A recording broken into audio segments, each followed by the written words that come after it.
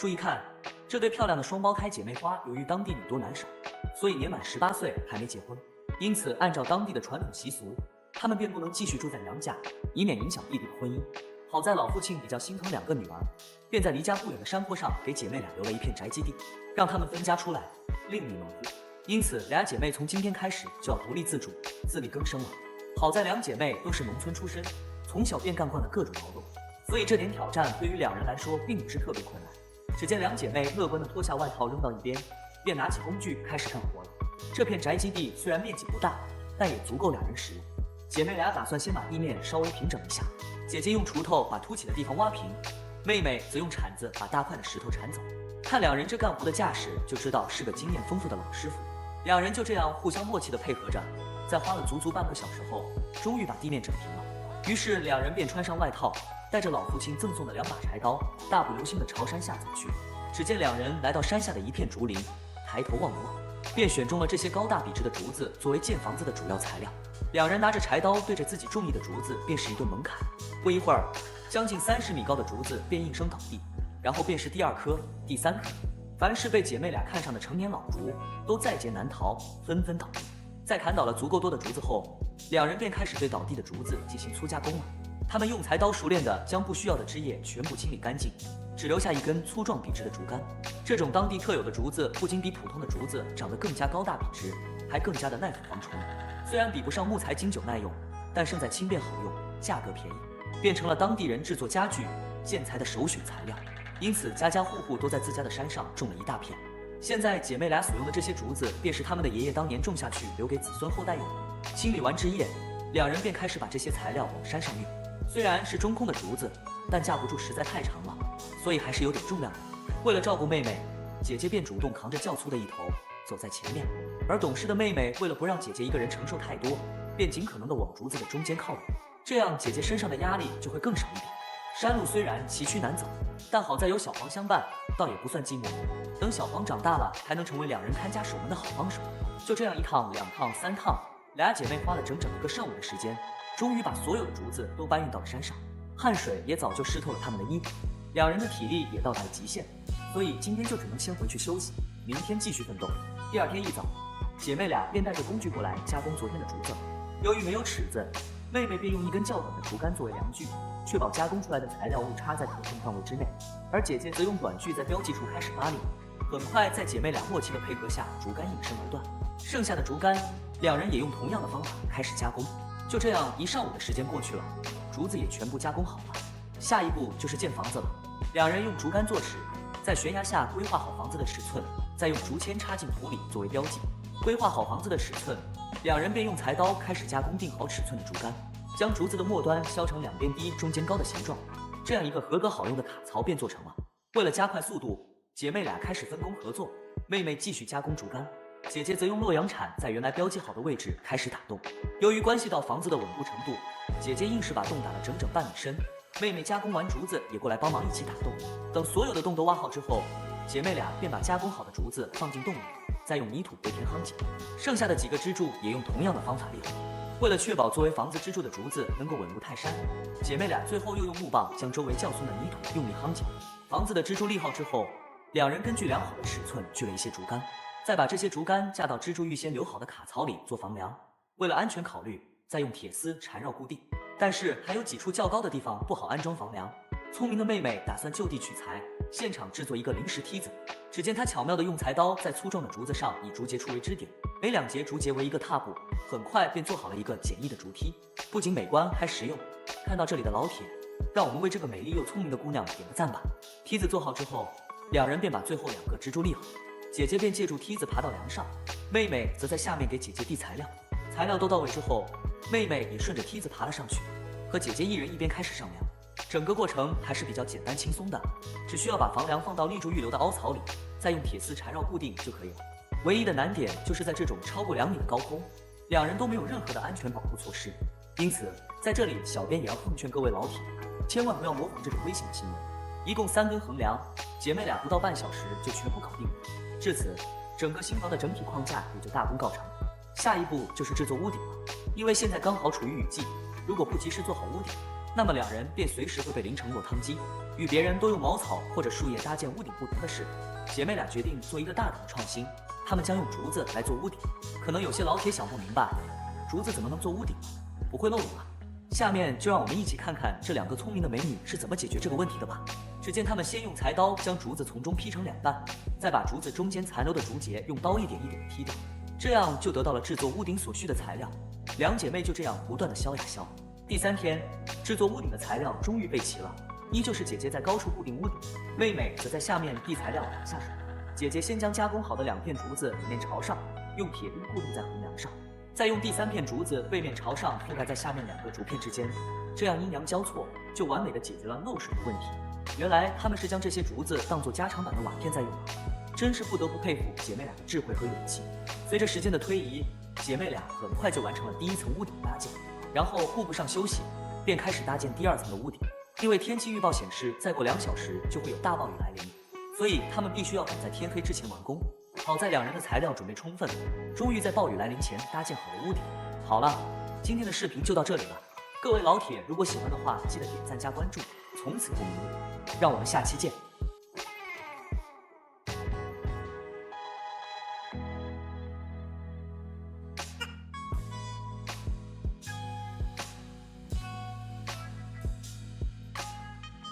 注意看，这才是荒野建造的天花板。当别人还在挖地洞、搭树屋、睡土坑时，这对双胞胎姐妹花则决定用竹子来搭建一座漂亮的小别墅。一大早，姐妹俩就为了心中的理想家园而奋斗起来了，因为她们今天的任务还是很重的。虽然昨天搭建好了屋顶，但是今天还是需要把地板建好，不然两姐妹晚上就只能睡在这种潮湿的泥土上。只见姐姐拿着洛阳铲奋力地挖着基坑，为了房子的稳固，这些基坑都不能低于半米深。虽然表面的泥土已经被雨水浸湿，变得松软，但是泥土下面却是坚硬的岩石。姐姐只能先用铲子用力把岩石砸碎，再用手伸进洞里把碎石头一点一点地掏出来，而妹妹则用祖传的大宝刀在直径20公分粗的竹竿上削着洞，为下一步的安装做准备。竹竿加工好之后，姐妹俩继续分工合作，体力完好的妹妹攻坚最后一个基坑，姐姐则把妹妹加工好的竹竿放进挖好的基坑里当承重柱。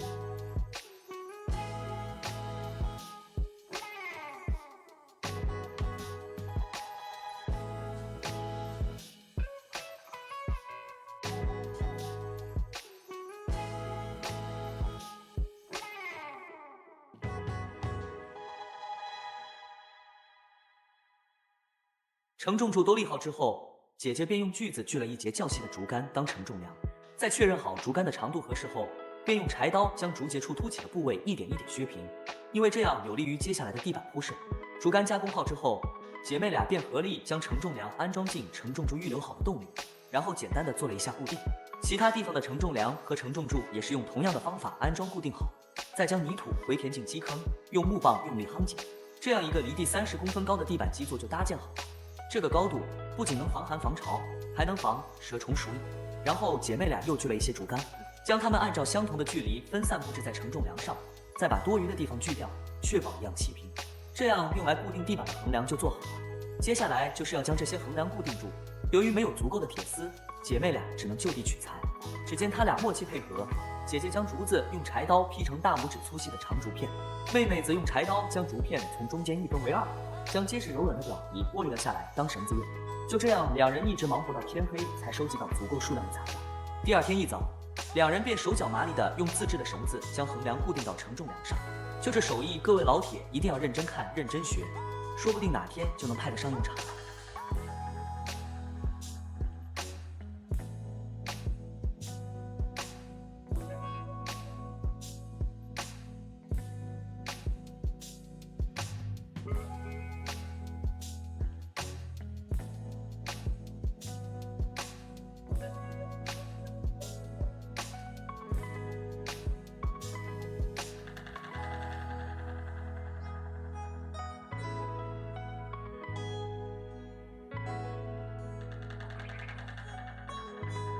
等所有的横梁都被固定好之后，姐妹俩就开始制作地板了。制作地板的材料依旧是我们的老朋友竹荇。只见姐妹俩抡起柴刀，对着合适的竹子就是一顿猛砍。她们需要将每一根竹竿的竹节处按照2个手指的宽度劈碎。这项工作不仅十分消耗体力，而且还很考验技巧，对劈砍的角度和力度都有着较高的要求。没有丰富的经验，很容易就会把竹子弄成废品。第一步完成后，第二步就是用柴刀将竹节处凸起的部位削平，这样会让地板更加光滑平整。最后一步就是用柴刀沿着竹子中间开膛破肚，然后打开，把内侧残留凸起的竹节用刀削平，这样有利于后面的安装固定。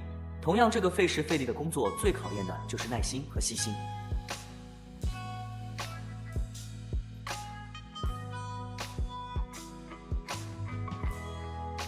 在加工好足够数量的竹地板后，姐妹俩便将这些材料都放到承重基座上，然后开始安装固定。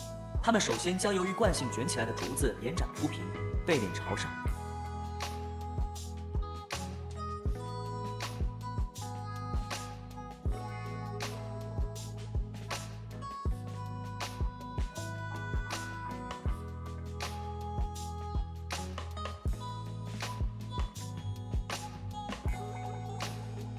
然后对于被承重柱挡住的地方，则用柴刀在竹地板上砍出破正的福音。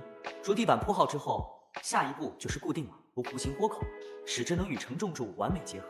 此举实乃巧。只见两姐妹用刀加工出几根大拇指粗的长竹条，把竹条压在竹地板上面，然后用铁丝从缝隙处与下面的横梁缠绕固定好，再用老虎钳将多余的铁丝剪断，最后再把凸起的铁丝用钳子锤进缝隙处，避免伤脚。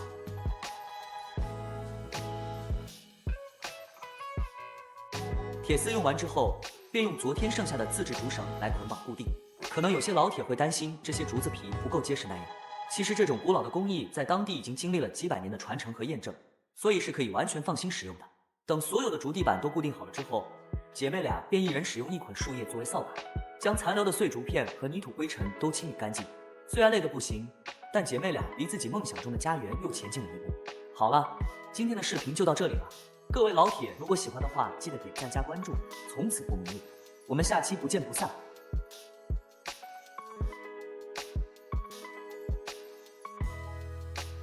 材料到位之后，姐妹俩首先要将右侧的墙做好。她们先将一根较粗的竹子截掉一面，再用刀将中间残留的竹节清理干净，这样便得到了一个完美的卡槽。然后用自制的竹绳将竹槽固定在地板上，这样初步工作就完成了。接下来就是正面竹墙的准备工作。由于是门脸，所以更多的要以美观对称为主，因此需要在门口两侧的墙上用2横2竖的竹竿预留出窗户的位置。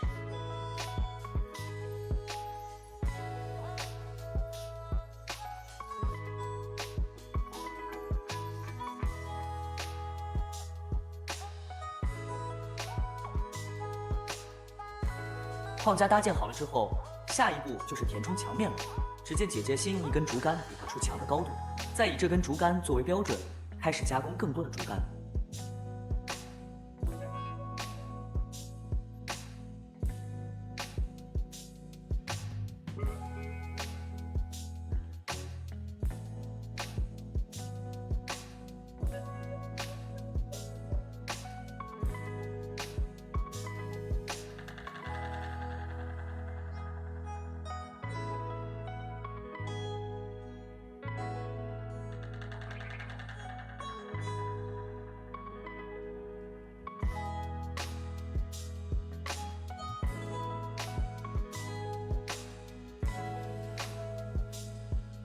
在锯了足够数量的竹竿之后，下一步就是将这些竹竿竹节处的凸起部位用刀削平，这样能够确保做出来的墙面更加美观整齐且严丝合缝。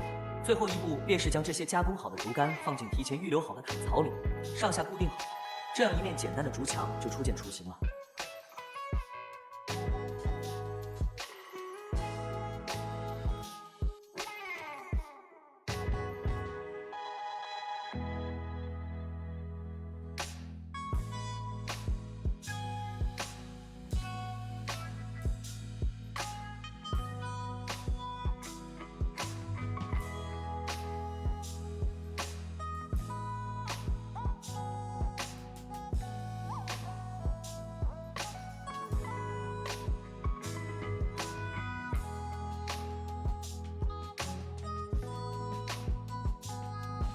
不过，与其说是竹墙，其实更多像一个简易的竹篱吧。好在当地的冬天也有10几度，不然这种到处是洞且四处漏风的房子，冬天根本没法住人。但是在闷热潮湿的夏天住就会格外舒服。这种建房的方法虽然简陋，但也胜在省时省力省钱，且因地制宜。无和自然。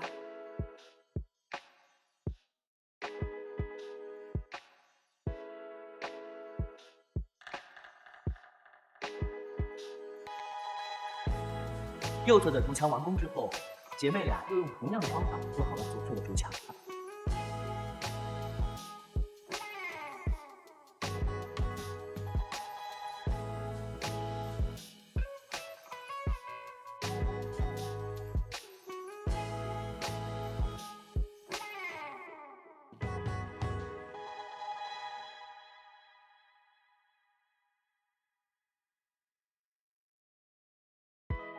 最后一步便是正面竹墙的填充了。由于要兼顾美观，所以工作量也提升了好几倍。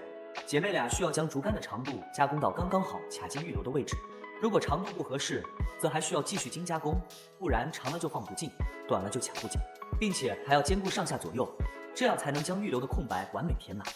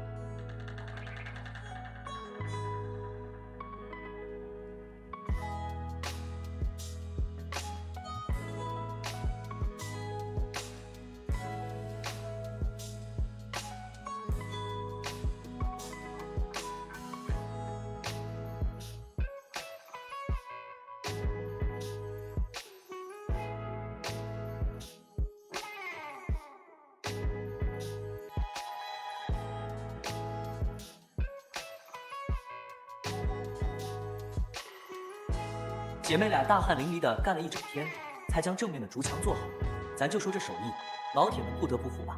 最后一步就是安装竹门，姐妹俩先将竹门的框架尺寸比划好，确认无误之后，便开始加工一些较短的竹棒，将其卡进竹门的框架里。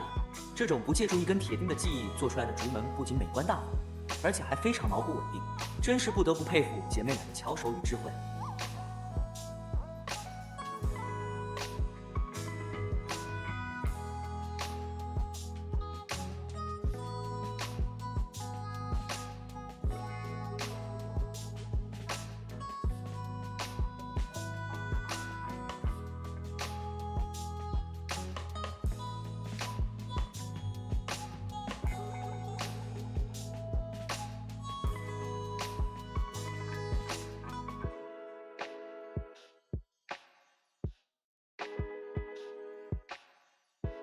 好了，今天的视频就到这里了，我们下期不见不散。